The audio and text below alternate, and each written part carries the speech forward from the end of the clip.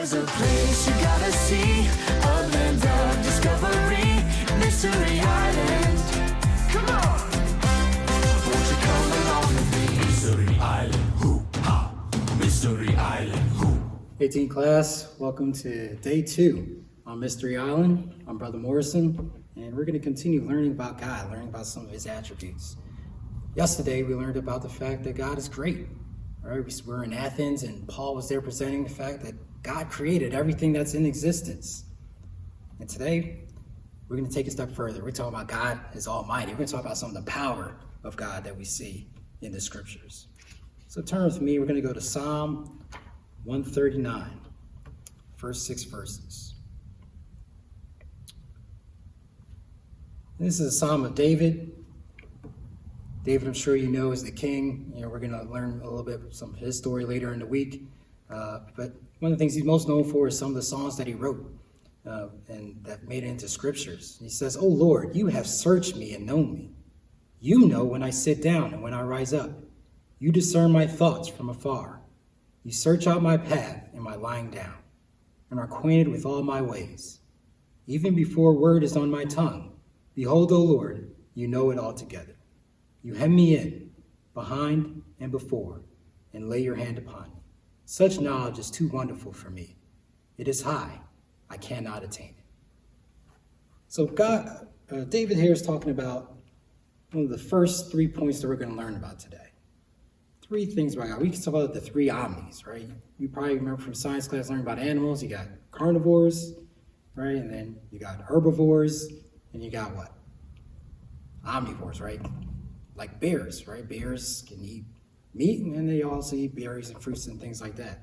Well, here we're learning about 3 omnis about God, right? He's omniscient, he's omnipresent, and he's also omnipotent, right? So 3 omnis of God. Omni all just means is all. It means that God is all-knowing. It means that he's always present. It means that he's all-powerful. That's what omni means. So here, when we look at the first 6 verses, what's David talking about? He's talking about what God knows. God knows everything. He's all-knowing, right? So we say he's omniscient. It's like omniscience, right? He's all-knowing. He knows everything. I remember growing up, and we had a cartoon I would wait. Actually, it probably came on like right after school, right? It was like the Animaniacs and Pinky and the Brain, right? There's these 2 lab rats. One was kind of silly and goofy named Pinky, and one was the Brain. He had like a big head, and he was a super genius. And every day he'd say, we do the same thing, try to take over the world, right? And Brain thought he was all-knowing, he had all this knowledge, and every day he would use it to try to take over the world. But as much as Brain knew about everything, he didn't have anything close to God, who knows everything that is in existence. He knows what's in our thoughts. He knows what's going to happen. He knows everything that's happened before because he was there. He was there from the beginning of creation, right? And he's not trying to take over the world. Like I said when I was holding the globe yesterday, he's in control of the entire world. So he knows everything that there is. And the cool thing about it is this almighty, powerful God who knows all these things, he wants us to get to know him a little bit better. He wants us to have a personal relationship with him. Even though he knows everything about us, even though he knows our faults, the things that we want to hide and keep from everyone, he still wants to know and love us and have us to get to know him better. He's all-knowing. Let's keep reading and see what else David says about God. "Where shall I go from your spirit? Or where shall I flee from your presence? If I ascend to heaven, you are there. If I make my bed in Sheol, you are there. If I take the wings of the morning and dwell in the uttermost parts of the sea, even there your hand shall lead me, and your right hand shall hold me. If I say, surely the darkness shall cover me, and the light about me be night, even the darkness is not dark to you. The night is bright as the day, for the darkness is as light with you." So there, David's talking about the presence of God, right? He says there's nowhere he can go where he can escape our great God. He talks about going up to heaven. Of course, God is there. But he also says Sheol, which is like going into the grave, even beneath the earth. You can't escape God's presence, even in death. God is still with us. It's an amazing thing.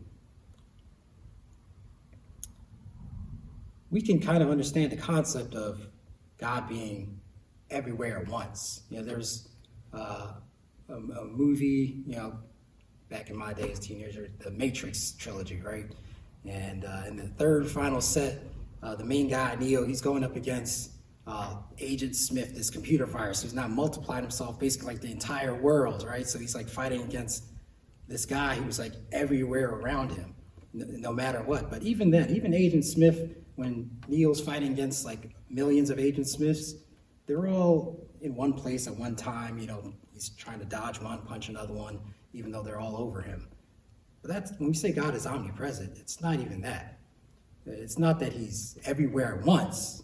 It's that he's everywhere always, which is like, right? Because we can't even put a concept on that, right? Because right now, for God in his presence, he's creating the world, right? Is his understanding of now. Right now, he's here with me in this room. Right now, he's with you as you watch it. Right now, he's in 2030, helping you with whatever he has planned for you in the future. That's how God is. He's omnipresent. He transcends time. That's the power of our great God. Not only is he omnipresent, everywhere all the time, but he's also all powerful. Let's see what David says in the next few verses. For you formed my inward parts. You knitted me together in my mother's womb. I praise you, for I am fearfully and wonderfully made. Wonderful are your works. My soul knows it very well. My frame is not hidden from you. When I was being made in secret, intricately woven in the depths of the earth, your eyes saw my unformed substance. So we see here that David's saying, you made me, God. You make everything. You have such great power that you can do all things. Creation demonstrates God's power. All the things that we see, all the things that amaze us, we see comes from God. The things that we can't understand, the space, we're still trying to search the depths of space. God made all of that in a moment. God holds all power as creator. Right? He's power over nature. He's power over sickness. He has power over demons. We see that with Jesus. He has power over sins. He has power over death. And that's why we can place hope in him and have no worries about needing to hope in anything else because of the great power that he has. So when we think about God, it's really kind of simple when we think of the Almighty. It's a simple math equation. God over everything. He's greater than all.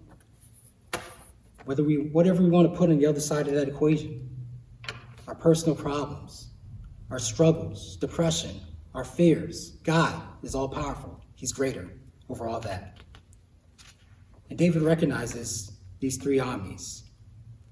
And that's our mystery for today. That God is so almighty. That he's so all-knowing. That he's so all-present. He's so all-powerful. So let's talk about it. Why do you think it's so important to know these truths about God?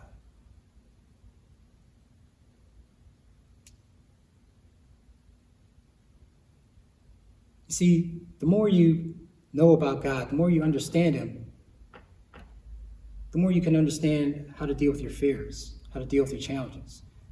The more you can know that you can trust him, no matter what your situation is. In this life, you're going to meet a lot of people who have different ideas about God, who think they know something about God. And a lot of it is limiting God in some way or the other. I once heard a story about a hunter going to hunt a bear. And he went out and he sees the bear in his sights. The bear's about to eat something and he's about to pull the trigger, and then the bear turns to him and says, "What are you doing?" And the hunter says, "Well, I'm about to shoot you. I'm like came to hunt some bear. And the bear said, oh, whoa. But let's talk about this. What do you want? And we'll talk about what I want. And the hunter said, well, I want a fur coat. And the bear said, okay, well, I want some dinner. And the bear said, well, why don't we, go around by my cave and maybe we could talk about a compromise. And the hunter puts his rifle down, the two go around over by the cave. A few minutes later, the bear comes back walking by himself. The hunter got his fur coat, and the bear got his dinner.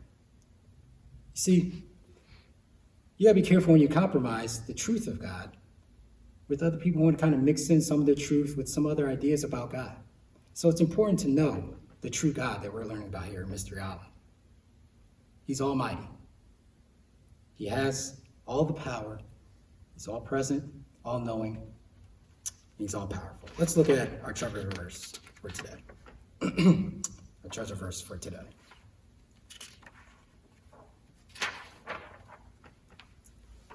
Behold, I am the Lord, the God of all flesh.